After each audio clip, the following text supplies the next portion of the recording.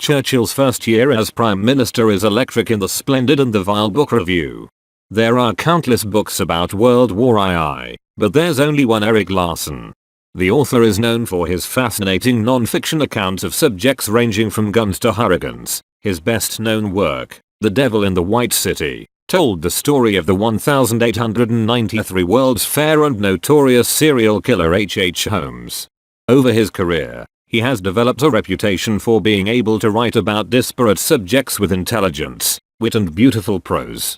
Fans of Larson will be happy to hear that his latest book, The Splendid and the Vile, is no exception. It's a sprawling, gripping account of Winston Churchill's first year as Prime Minister of the United Kingdom, and it's nearly impossible to put down.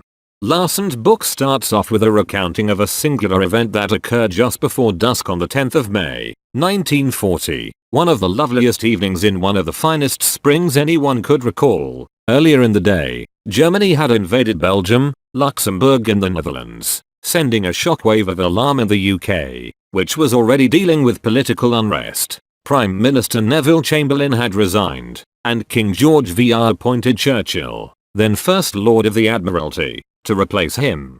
He wasn't an obvious choice. Observers considered him flamboyant, electric, and wholly unpredictable as well as capricious and meddlesome, inclined toward dynamic action in every direction at once. He was also dealing with several personal demons. He was deeply in debt, as was his son, Randolph, who had a gift not just for spending money but also for losing it gambling, at which his ineptitude was legendary. But Churchill won over the British public in short order, in large part thanks to his now famous speech on the 4th of June, 1940, in which he proclaimed, "We shall fight on the beaches, we shall fight on the landing grounds, we shall fight in the fields and in the streets, we shall fight in the hills, we shall never surrender." Amusingly, Larson writes, Churchill then turned to a colleague and said, under his breath, "And, we will fight them with the butt end of broken bottles, because that's bloody well all we've got." Churchill also realized that only the industrial might and manpower of America would ensure the final eradication of Hitler and National Socialism, and Larson details Churchill's successful efforts to persuade President Franklin Delano Roosevelt to help the British out. He was overjoyed when Roosevelt signed the Lend-Lease Act into law, having worried the American president wouldn't be able to get it through Congress. "This bill has to pass," he told Harvard University President James Conant. "What a state it would leave all of us in if it doesn't. What a state it would leave the president in. What a failure he would appear before history if this bill is not passed." While Larson focuses heavily on Churchill and his family, he also provides a vivid account of the Blitz, the German bombing campaign that caused the British to live in fear for several months. Larson explores the reactions to the bombings from the Prime Minister and the royal family, but also from ordinary Britons.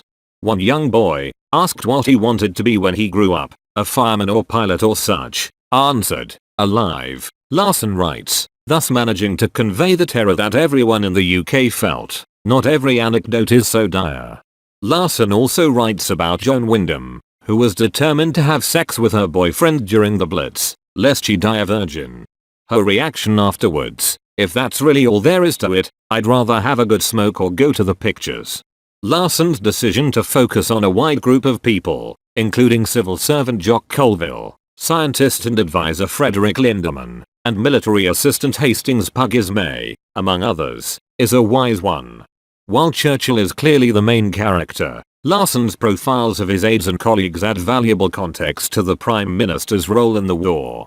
Many books have been written about Churchill, obviously, but by expanding the scope of his book, Larson provides an even deeper understanding of the legendary politician.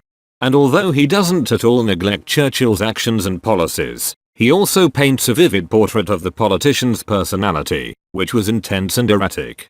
In one telling anecdote, Larson recounts Churchill telling his family that if the Germans made it to their home, he wanted them to kill as many of them as possible.